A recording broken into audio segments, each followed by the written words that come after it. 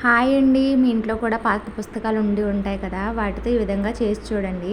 పేపర్ని అయితే తీసుకొని దానిలో ఒక స్టిక్ని పెట్టుకొని ఈ విధంగా అయితే ఫోల్డ్ చేసుకొని చివరిన గ్లూ పెట్టి అతికించుకోవాలండి. తర్వాత మనకి ఏ సైజ్ అయినా పర్వాలేదు, వాటిని ఒకదానికొకటి ఈ విధంగా అయితే అతికించుకోవాలన్నమాట, వీడియోలో చూపిస్తున్న విధంగా. తర్వాత ఒక కార్డ్బోర్డ్ని తీసుకుని వాటిని ఈ విధంగా అయితే కట్ చేసుకున్నాను. తర్వాత ఒకదానికొకటి గ్లూ పెట్టి అయితే అతికించుకున్నాను. ఒకటి తీసుకున్నా పర్వాలేదు, కానీ స్టిఫ్గా ఉంటుంది కదా అని నేను 2 కార్డ్బోర్డ్స్ని అయితే ఈ విధంగా ఒకదానికొకటి అతికించేసాను అనమాట. తర్వాత దీని చుట్టూ గ్లూ అయితే పెట్టి ముందుగా మనం ప్రిపేర్ చేసుకున్న ఈ పేపర్స్ని అయితే అతికించేసుకున్నాను.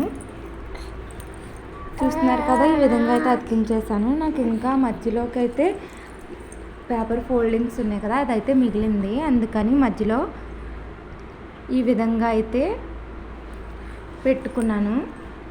చూస్తున్నారు కదా, ఈ విధంగా పెట్టడం వల్ల మొబైల్స్ కానీ రిమోట్ కానీ పెట్టుకోవడానికి నీట్గా కనిపిస్తుంది కదా, అందుకని చెప్పేసి మధ్యలో అయితే పెట్టేశాను అనమాట. ఇప్పుడు వీటికి నేను పెయింట్స్ అయితే వేసాను నీట్గా కనిపించడం కోసమని. పేపర్స్ లాగా మనకి కనిపించకుండా ఉండడం కోసం అయితే నేను పెయింట్ అయితే వేసాను అనమాట. ఎల్లో కలర్ తీసుకున్నాను, మీరు ఏ కలర్ అన్నా తీసుకోవచ్చు.